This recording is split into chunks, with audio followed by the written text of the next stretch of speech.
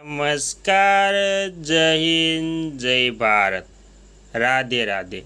સ્વાગત છે તમારું આપણી YouTube channel government pension salary infant ન્યૂઝમાં. તો ગુજરાત રાજ્યના વિધવા મહિલાઓના પેન્શનમાં 5,000 રૂપિયાનો વધારો ફાઇનલ. તો શું ગુજરાત રાજ્યના તમામ વિધવા બહેનોને જે પેન્શન 1250 મળે છે તેમાં વધારો કરીને રૂપિયા 5,000 પેન્શન મળશે કે નહીં, તેની સંપૂર્ણ વાત આજે આપણે વિગતવાર જાણવાની છે. તો સંપૂર્ણ વાત વિગતવાર જાણતા પહેલાં તમને એક નાની વિનમ્ર વિનંતી છે કે તમે આપણી ચેનલમાં નવા હોય તો આપણી ચેનલને સબસ્ક્રાઈબ કરી લેજો, કેમ કે આવી કોઈ પણ નવી અપડેટ આવે તે નોટિફિકેશન સૌથી પહેલાં તમને મળી જાય. અને વિડીયો ગમે તો લાઈક કરવાનું ભૂલતા નહીં.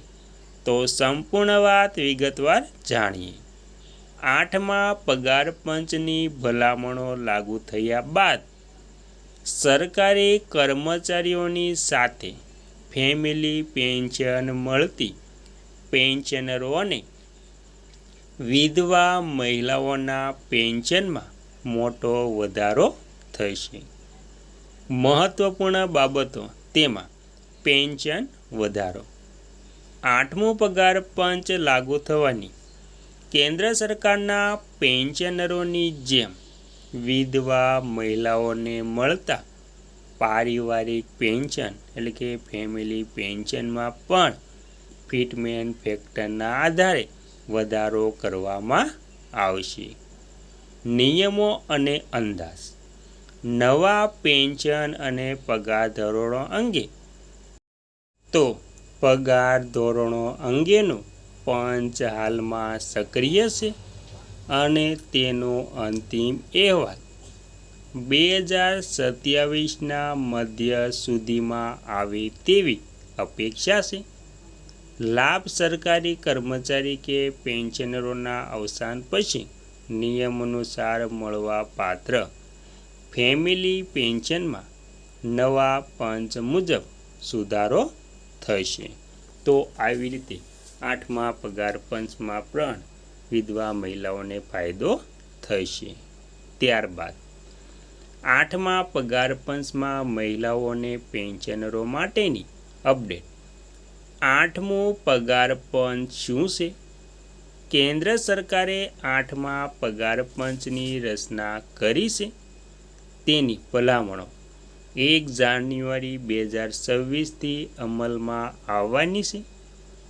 આ પંચ દ્વારા સરકારી કર્મચારીઓ અને પેન્શનરોના પગાર તથા પેન્શનની સમીક્ષા કરવામાં આવી રહી છે. ફેમિલી પેન્શન અંગે કૌટુંબિક માંગણીઓ વિવિધ છે અને જે પેન્શનરોની માંગણી છે તેમાં વિવિધ પેન્શન સંગઠનોએ 8મા પગાર પંચ સમક્ષ મહત્વપૂર્ણ રજૂઆતો કરી છે. હાલમાં ફેમિલી પેન્શન સામાન્ય રીતે છેલ્લા મૂળ પગારના 30% સુધી હોય છે. સંગઠનો દ્વારા માંગ કરવામાં આવી છે કે ફેમિલી પેન્શન વધારીને છેલ્લા મૂળ પગારના 50% કરવામાં આવે.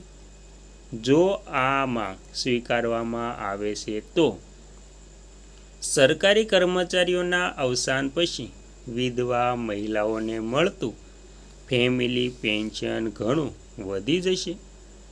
ન્યૂનતમ પેન્શન વધારીને 45,000 રૂપિયા પ્રતિ માસ કરવાની પણ માંગ કરવામાં આવી છે. અને ત્યારબાદ સામાન્ય વિધવા મહિલાઓ માટે આર્થિક સહાય એટલે કે ગંગા શ્રુપા યોજના. જે મહિલાઓ સરકારી કર્મચારી નથી પરંતુ આર્થિક રીતે નબળી છે તેમના માટે ગુજરાત સરકાર દ્વારા ગંગા શ્રુપા આર્થિક સહાય યોજના ચલાવવામાં આવે છે. યોજનાના મુખ્ય મુદ્દાઓ. આ યોજના હેઠળ પાત્ર વિધવા મહિલાઓને દર મહિને રૂપિયા 1250ની આર્થિક સહાય સીધી બેંક અથવા તો પોસ્ટ ઓફિસ ખાતામાં જમા થાય છે. ગ્રામ્ય વિસ્તારમાં વાર્ષિક આવક મર્યાદા ₹1,20,000 અને શહેરી વિસ્તારમાં ₹1,50,000 સુધીની હોય છે.